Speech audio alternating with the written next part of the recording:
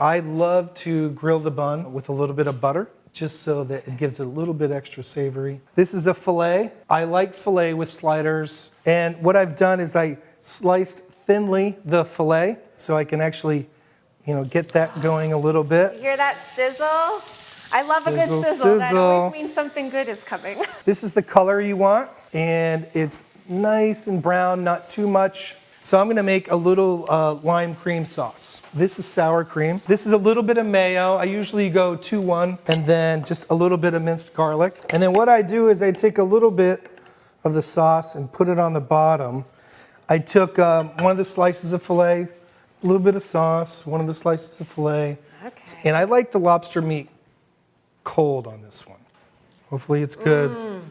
Yes. Oh, I like that it's cold. Yeah. See And how? the hot meat. See what that does? Hot meat, cold Yeah. serve. Yeah.